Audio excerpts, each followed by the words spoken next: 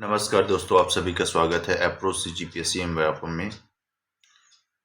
आज हम भारतीय अर्थव्यवस्था के 50 एमसीक्यू क्वेश्चंस करेंगे जो आपके सहायक शिक्षक और सीजी व्यापम और सीजीपीएससी के लिए बहुत इंपॉर्टेंट क्वेश्चंस हैं। यहाँ से क्वेश्चंस आते हैं, इस तरह के क्वेश्चंस पूछे जाते हैं सीजीपीएससी और सीजी व्यापम के एग्जामिनेशंस में। तो ये क्वेश्चंस आप एक बार कर लीजिए, आपको इसका जरूर बेनिफिट मिलेगा। चलो स्टार्ट करते हैं स्टार्टिंग से। क्वेश्चन नंबर 1, निम्नलिखित में से कौन सा भारत में मौद्रिक नीति समिति मॉनेटरी पॉलिसी कमेटी का कार्य नहीं करता है? ऑप्शन दिया है आपके पास। ए रेपो रेट तय करना, बी महंगाई लक्ष्य तय करना, सी मौद्रिक नीति की घोषणा करना, डी सरकारी राजकोषीय घाटे की सीमा तय करना। तो आंसर इसका डी है ना। नहीं करता है, नहीं करता है। ये मौद्रिक नीति समिति जो है ये सब तीनों कार्य करती है और ये कार्य नहीं करती है। क्वेश्चन नंबर 2 देखते हैं। कैश रिजर्व रेशियो को कौन तय करता है? तो इसको कौन तय करता है कैश रिजर्व रेशियो को? तो वित्त मंत्रालय, बी नीति आयोग, सी भारतीय रिजर्व बैंक और सेबी। तो कैश रिजर्व रेशियो जो है एक्चुअली में ये रिजर्व बैंक का टूल होता है, तो इसको रिजर्व बैंक ही तय करेगा। CRR, SLR, एम बैंक रेट और रिजर्व बैंक रेट ये सारी कौन करते हैं? आपका RBI करता है, तो इसको याद रखना जरूरी है। क्वेश्चन नंबर 3 देखते हैं। भारत में ओपन मार्केटिंग ऑपरेशन का मुख्य उद्देश्य क्या है? ओपन मार्केटिंग का मुख्य उद्देश्य क्या है? ए है विदेशी मुद्रा स्थिर करना, बी ब्याज दर तय करना, सी तरलता नियंत्रण करना, डी राजकोषीय घाटा कम करना। तो इसका आंसर है सी। इसके आंसर में जाते हैं तो इसका आंसर है आपका सी, तरलता नियंत्रित करना। जो मनी का फ्लो होता है M0, M1, M2, M3 है ना, तो इस तरह की मनी के फ्लो में जो लिक्विडिटी है उसको मेंटेन करना होता है ओपन मार्केट ऑपरेशन का मुख्य उद्देश्य। क्वेश्चन नंबर 4 में निम्नलिखित में से कौन सा अप्रत्यक्ष कर है? अप्रत्यक्ष इनडायरेक्ट कर। तो इनडायरेक्ट कर कौन कौन सा है? आयकर, ए, बी संपत्ति कर, सी माल और सेवा कर जिसको GST बोला जाता है, डी उपहार कर। तो इसका आंसर है सी। GST जो होता है वो इनडायरेक्ट टैक्स के अंतर्गत आता है, जिसमें वस्तु और सेवाओं के उपभोग पर लगाया जाता है और अंततः उपभोग द्वारा भुगतान किया जाता है। जो उपभोक्ता है, हम जो उपभोक्ता होते हैं उसी के द्वारा भुगतान किया जाता है, तो यह एक अप्रत्यक्ष कर माना जाता है। क्वेश्चन नंबर 5, स्टैगफ्लेशन का अर्थ क्या होता है? स्टैगफ्लेशन क्या होता है? अब देखते हैं स्टैगफ्लेशन। ए जो होता है महंगाई कम और बेरोजगारी कम को दर्शाता है, बी महंगाई अधिक और बेरोजगारी अधिक को दर्शाता है, सी महंगाई कम और बेरोजगारी अधिक को दर्शाता है, डी महंगाई अधिक और बेरोजगारी कम को दर्शाता है। तो इसका आंसर है बी, महंगाई अधिक और बेरोजगारी अधिक को दर्शाने का कार्य करता है स्टैगफ्लेशन। स्टैगफ्लेशन वह स्थिति होती है जहां महंगाई जो इन्फ्लेशन होता है और बेरोजगारी अनएम्प्लॉयमेंट दोनों की उच्च स्तर को दर्शाने का कार्य करते हैं। क्वेश्चन नंबर 6 देखते हैं आगे। बैलेंस ऑफ पेमेंट में कौन कौन शामिल होता है? तो बैलेंस ऑफ पेमेंट में कौन शामिल होता है? जिसमें ए दिया है चालू खाता और पूंजी खाता, बी केवल चालू खाता, सी केवल पूंजी खाता, डी केवल व्यापार खाता। तो इसके अंदर बैलेंस ऑफ पेमेंट में बी, जब भी हम BOP की बात करते हैं, BOP की बात करते हैं, तो बैलेंस ऑफ पेमेंट में आपका चालू खाता और पूंजी खाता दोनों आपका होता है। तो करेंट अकाउंट और कैपिटल अकाउंट। ये दोनों इसमें शामिल होता है। आगे देखते हैं question number 7। Human development index HDI में कौन कौन से घटक शामिल होते हैं? तो ए दिया है स्वास्थ्य, शिक्षा और आय, बी शिक्षा, आय, पर्यावरण, सी स्वास्थ्य, शिक्षा, गरीबी, डी आय, स्वास्थ्य और मुद्रास्फीति। तो इसका आंसर है ए स्वास्थ्य, शिक्षा और आय जो होता है वो ह्यूमन डेवलपमेंट इंडेक्स के अंतर्गत आता है। HDI में जीवन प्रत्याशा, स्वास्थ्य, शिक्षा स्तर और प्रति व्यक्ति आय के आधार पर सम्मिलित किया जाता है। तो इसके आधार पर इसकी गणना की जाती है। क्वेश्चन नंबर 8 प्रधानमंत्री जन धन योजना किस उद्देश्य से शुरू की गई थी? तो इसका आंसर है आपका ए ग्रामीण रोजगार, बी वित्तीय समावेशन, सी स्वास्थ्य बीमा और डी खाद्य सुरक्षा। तो इसका आंसर जो होता है वो बी है वित्तीय समावेशन। वित्तीय समावेशन के आधार पर इसको किया गया था। क्वेश्चन नंबर 9 भारत में रेपो रेट का अर्थ है। रेपो रेट जो होता है RBI के द्वारा गठित किया जाता है। ए वह दर जिस पर RBI बैंकों को अल्प ऋण देता है, बी वह दर जिस पर बैंक RBI से उधार लेता है लंबी अवधि के लिए, सी वह दर जिस पर बैंक ग्राहकों से ऋण देता है, डी वह दर जिस पर RBI से नकदी उधार लेता है। तो इसका आंसर है ए रेपो रेट वह दर होता है जिस पर RBI बैंकों को अल्पकालीन ऋण देता है। तो ये हुआ रेपो रेट। क्वेश्चन नंबर 10 देखते हैं फिजिकल डेफिसिट का सही अर्थ क्या होता है? फिजिकल डेफिसिट ए सरकार के कुल व्यय और कुल आय ऋण को छोड़कर का अंतर होता है, बी सरकार के कुल राजस्व घाटा, सी सरकार का कुल उधार, डी कर राजस्व का घाटा। तो फिजिकल डेफिसिट का सही अर्थ होता है सरकार के कुल व्यय और कुल आय का अंतर होता है। जो फिजिकल डेफिसिट होता है वो आपका टोटल एक्सपेंडिचर, जिसको हम लोग बोलते हैं टोटल एक्सपेंडिचर और टोटल रिसिप्ट माइनस बोरोइंग, ये जो होता है इसको बोलते हैं फिजिकल डेफिसिट। तो इसका आंसर है सरकार के कुल व्यय और कुल आय का अंतर जो होता है उसको बोला जाता है फिजिकल डेफिसिट बोला जाता है। क्वेश्चन नंबर 11 वित्तीय समावेशन तो फाइनेंशियल इंक्लूजन का मुख्य उद्देश्य क्या होता है? ए केवल ग्रामीण क्षेत्रों में बैंक खोलना, बी हर नागरिकों को औपचारिक वित्तीय सेवा तक पहुंच दिलाना, सी केवल अमीर वर्गों को ऋण देना, डी विदेशी निवेश को बढ़ाना। तो इसका आंसर जो है बी है हर नागरिकों को औपचारिक वित्तीय सेवा तक पहुंचाना ही आपका फाइनेंशियल इंक्लूजन कहलाता है। आजकल हम लोग सब यूज करते हैं ना गूगल पे, फोन पे, है ना, ये क्या है एक फाइनेंशियल लिटरेसी है जो इसी को बोला जाता है फाइनेंशियल इंक्लूजन, जो हमारी पहुंच वहां तक पहुंचाना। इसी वजह से यूज हुआ है हर नागरिक को औपचारिक वित्तीय सेवा तक पहुंचाने का कार्य होता है वित्तीय समावेशन कहलाता है। क्वेश्चन नंबर 12 भारत में मुद्रास्फीति लक्ष्य निर्धारण इन्फ्लेशन टारगेटिंग का दायित्व किसके पास है? तो ये जो है ऑप्शन किसके पास होगा? तो देखते हैं ऑप्शन नंबर ए में है वित्त मंत्रालय, बी है योजना आयोग, सी है मौद्रिक नीति समिति, डी है आपकी नीति आयोग। तो ये इसका आंसर है मौद्रिक नीति समिति। अभी कुछ देर पहले हम लोग पढ़े थे,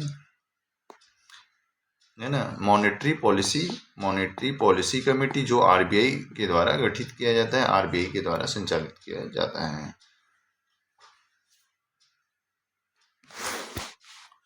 क्वेश्चन नंबर 13 में है, आगे देखते हैं क्वेश्चन नंबर 13 राजस्व घाटा का अर्थ क्या होता है? ए कुल व्यय और कुल प्राप्ति पूंजीगत खर्चा को छोड़कर, बी कुल आय और कुल उधार, सी कुल कर और कुल व्यय, और डी है विदेशी व्यापार घाटा। तो राजस्व घाटा का अर्थ क्या होता है? राजस्व घाटा से रिलेटेड क्वेश्चन काफी पूछे जाते हैं। तो इसका आंसर है ए कुल व्यय।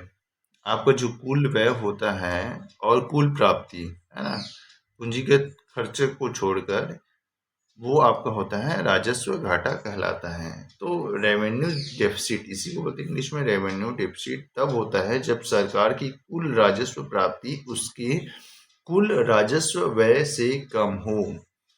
राजस्व व्यय से कम हो तो इससे क्या कहते हैं? राजस्व घाटा कहा जाता है। क्वेश्चन नंबर 14,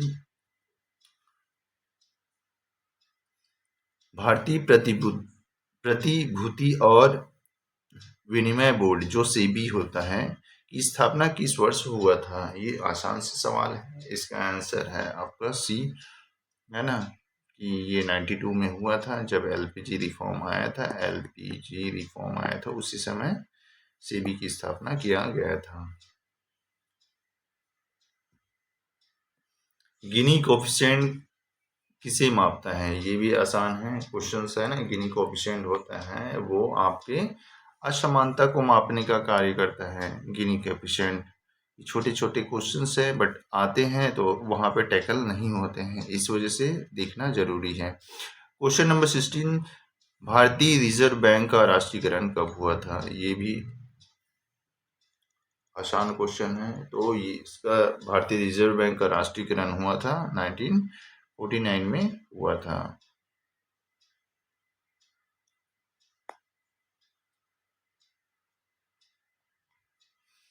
क्वेश्चन नंबर 17, प्रधानमंत्री ग्राम सड़क योजना का मुख्य उद्देश्य क्या है? प्रधानमंत्री ग्राम सड़क योजना का मुख्य उद्देश्य क्या है? इसमें ग्रामीण बिल्डीकरण करना, बी ग्रामीण सड़कों का निर्माण करना।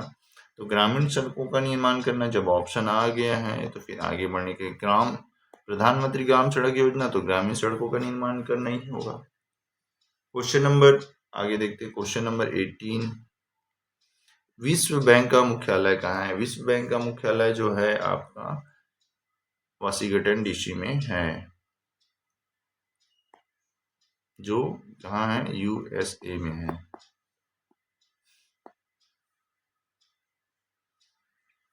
क्वेश्चन नंबर 19 में है सूक्ष्म लघु और मध्य उद्यम जो एमएसएमई की परिभाषा भारत में किस आधार पर होती है? तो ए है वार्षिक लाभ के आधार पर होती है, बी है निवेश और वार्षिक टर्नओवर के आधार पर होती है, सी होती कर्मचारी की संख्या के आधार पर होती है, डी होती है नयात मूल्य के आधार पर होता है। तो ये वार्षिक जो टर्नओवर होता है, वार्षिक निवेश और वार्षिक टर्नओवर जो होता है उसी के आधार पर हम एमएसएमई का आधार बनाते हैं, उसी के आधार पर इसकी परिभाषा बनाई जाती है। क्वेश्चन नंबर 20, ग्रीन बॉन्ड का मुख्य उद्देश्य क्या होता है? ग्रीन बॉन्ड नाम से ही पता चल रहा है ग्रीन बॉन्ड क्या है। तो इसमें ऑप्शन देखते हैं। ए कृषि ऋण देना, बी पर्यावरण अनुकूल परियोजनाओं को वित्तीय पोषण करना, सी विदेशी मुद्रा लाना, डी हो गया सार्वजनिक ऋण चुकाना। तो इसका आंसर है सीधा पर्यावरण, है ना। आपका जो ये नाम से पता चला है ग्रीन ग्रीनरी है, तो पर्यावरण अनुकूल परियोजनाओं को वित्तीय पोषण करना, उसको बढ़ावा देने के लिए जो बॉन्ड क्रिएट किया जाता है उसको ग्रीन बॉन्ड बोला जाता है, जिसमें पर्यावरण संरक्षण और नवीनीकरण ऊर्जा परियोजनाओं के लिए होता है। क्वेश्चन नंबर 21, भारत में राजकीय उत्तरदायित्व और बजट प्रबंधन अधिनियम FRBM किस वर्ष लागू किया गया था? तो ऑप्शन है 99 में, 2000 में, 2003 में, 2005 में। इसका आंसर है 2003 में इसको लागू किया गया था। Option number C is the correct answer. Question number 22, मुद्रास्फीति का सबसे सामान्य मापक भारत में कौन सा है? तो मुद्रास्फीति का सामान्य मापक हम लोग कौन से यूज करते हैं? भारत में सबसे फेमस रहता है, जो न्यूज़पेपर में सबसे ज्यादा आता रहता है, तो ये जो बी होता है CPI, वो हम लोग सबसे ज्यादा यूज करते हैं। डोपिंग का अर्थ क्या होता है? डोपिंग का अर्थ क्या होता है? ए, सस्ते दाम पर विदेशी बाजार में माल बेचना, बी, बाजार से माल हटाना, सी, महंगे दाम पर बेचना, डी, कर चोरी करना। तो डोपिंग जो होता है, सस्ते दाम पर विदेशी बाजार में माल बेचना ही डोपिंग कहलाता है। डोपिंग तब होता है जब कोई देश या कंपनी विदेशी बाजार में माल घरेलू कीमत से भी कम दाम पर बेचता है। घरेलू कीमत से, अपने घरेलू कीमत से भी कम दाम पर बेचता है तो उसको बोलते हैं डोपिंग बोला जाता है। क्वेश्चन नंबर 24 होता है थोक मूल्य सूचकांक WPI में सबसे अधिक भार किसका होता है? ए, सेवाओं का होता है, बी होता है खाद्य पदार्थों का होता है, डी होता है ईंधन और ऊर्जा का होता है, सी, ईंधन और ऊर्जा का होता है, डी होता है विनिर्मित वस्तुओं का होता है। तो इसका आंसर जो है डी आएगा। विनिर्मित वस्तुओं का सबसे इंपॉर्टेंट रोल होता है, अधिक भार होता है। क्वेश्चन नंबर 25 प्रधानमंत्री कौशल विकास योजना का उद्देश्य है?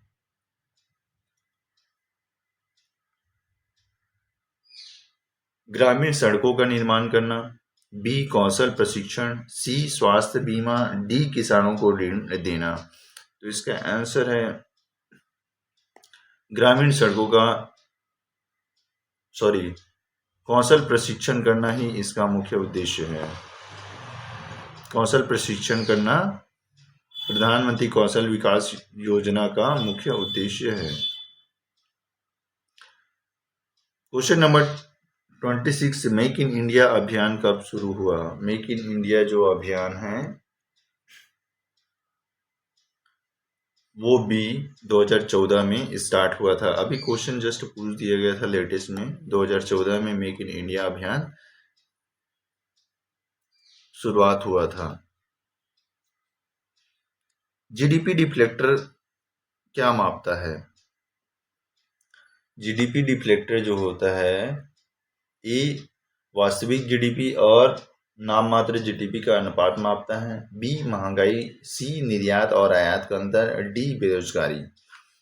तो ये एक्चुअली में मापता वास्तविक जीडीपी और नाम मात्र जीडीपी का अनुपात ही मेजरमेंट करने का कार्य करता है।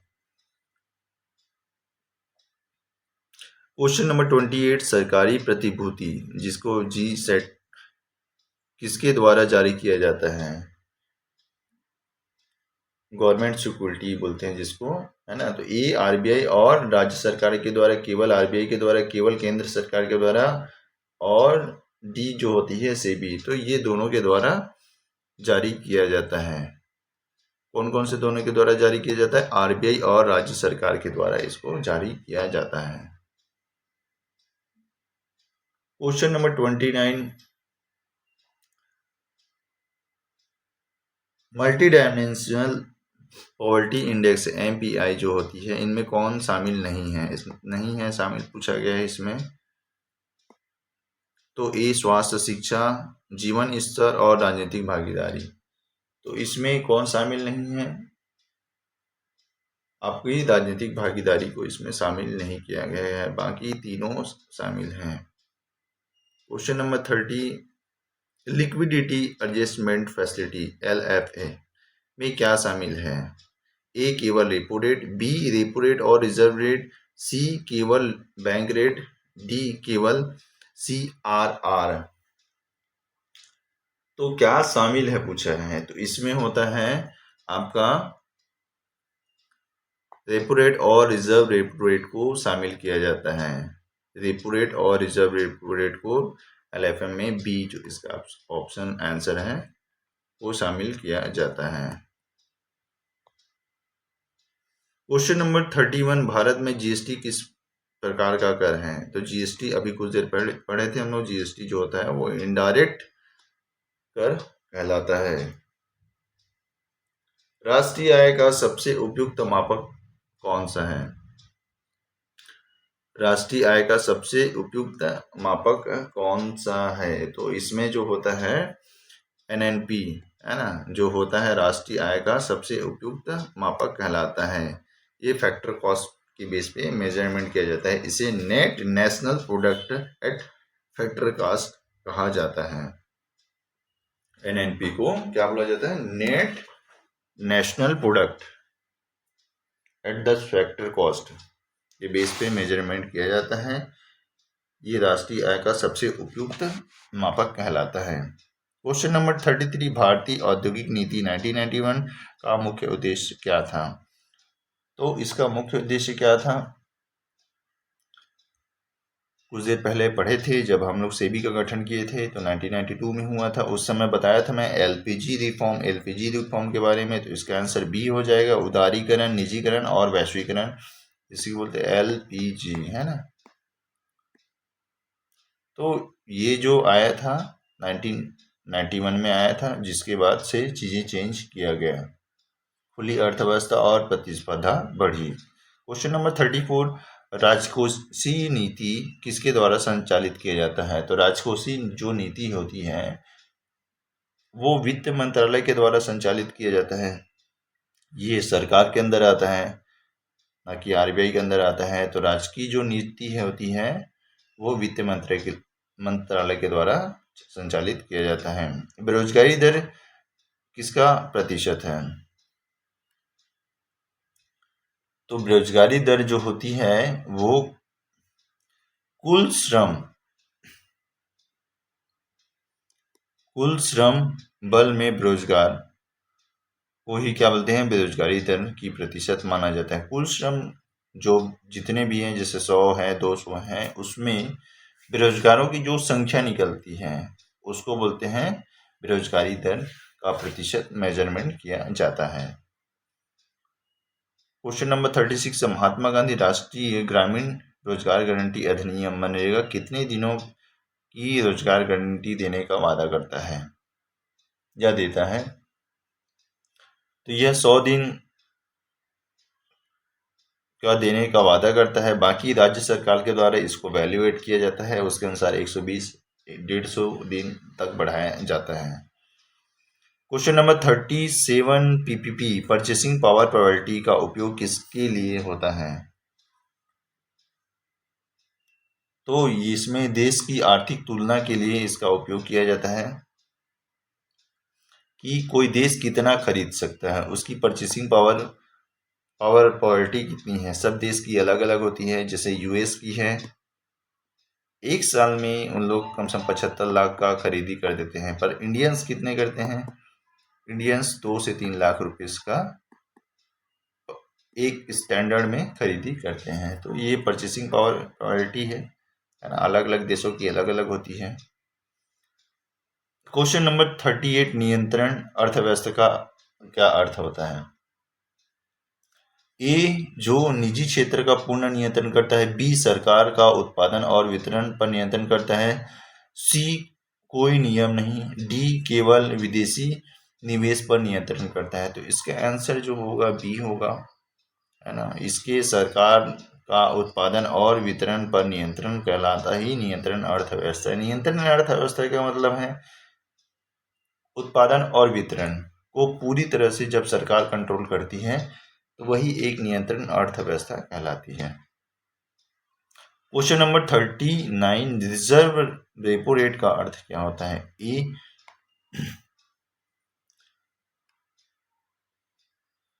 दर जिस पर आरबीआई बैंक को ऋण देता है, बी दर जिस पर बैंक आरबीआई को धन जमा कराते हैं, सी जिस पर आरबीआई विदेशी मुद्रा खरीदता है, दर जिस पर आरबीआई बॉन्ड बेचता है। तो इसका आंसर बी है, दर जिस पर आरबीआई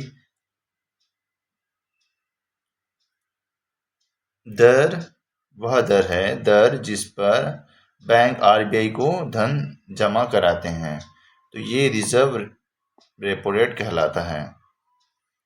आरबीआई को धन जमा कराते हैं जो उसको रिजर्व रेपो रेट का अर्थ दिया जाता है। रिजर्व रेपो रेट वह दर होता है जिस पर बैंक आरबीआई के पास अपनी अतिरिक्त नकदी जमा कराते हैं, जिससे क्या होता है उसका बैलेंस बेहतर हो पाता है। क्वेश्चन नंबर 14 देखते हैं, सूक्ष्म वित्तीय माइक्रो फाइनेंस का उद्देश्य क्या होता है? ए बड़े उद्योगों को ऋण देना, बी गरीब और छोटे उद्योगों को छोटा ऋण देना, सी विदेशी व्यापार को बढ़ावा देना, डी बड़े बुनियादी ढांचा प्रोडक्ट्स को फंड देना। तो ये जो होता है माइक्रो फाइनेंस का कार्य होता है आपका गरीबी और छोटे उद्यमों को छोटे ऋण देने का कार्य करता है आपका माइक्रो फाइनेंस। 41 रेपो रेट घटाने से क्या प्रभाव होगा? रेपो रेट घटाने से क्या प्रभाव होगा? ए ऋण महंगा होगा, बी ऋण सस्ता होगा, सी महंगाई घटेगी, डी मुद्रा आपूर्ति घटेगी। तो इसका आंसर है कि ऋण सस्ता होगा। रेपो रेट घटेगा तो और ऋण सस्ता होगा, लोग और कस के ऋण लेंगे, जिससे क्या होगा, मनी का वैल्यू डाउन हो जाएगा, इन्फ्लेशन रेट बढ़ सकता है। क्वेश्चन नंबर 42 प्रधानमंत्री मुद्रा योजना किसके लिए है?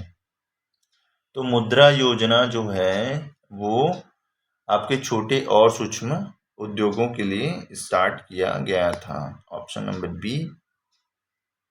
क्वेश्चन नंबर 43 चालू खाता घाटा करेंट अकाउंट डेफिसिट बढ़ाने का मुख्य कारण क्या है?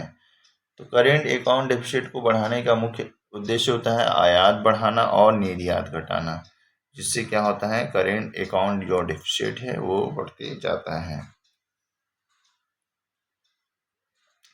क्वेश्चन नंबर 44 भारत में सबसे बड़ा प्रत्यक्ष कर राजस्व स्रोत कौन सा है? डायरेक्ट टैक्स के बारे में बात की है इसमें। प्रत्यक्ष कर, तो प्रत्यक्ष कर का सबसे बड़ा जो है कॉर्पोरेट टैक्स, जो कॉर्पोरेट से मिलता है पैसा, उसी से क्या होता है प्रत्यक्ष राजस्व कर आमदनी बढ़ती है। क्वेश्चन नंबर 45 अर्ध प्रत्यक्ष कर का उदाहरण कौन सा है? अर्ध प्रत्यक्ष कर, तो जो सेवा कर जो होता है वो अर्ध प्रत्यक्ष कर के अंतर्गत आता है। जो सेवा कर जो होता है वो अर्ध प्रत्यक्ष कर के अंतर्गत आता है।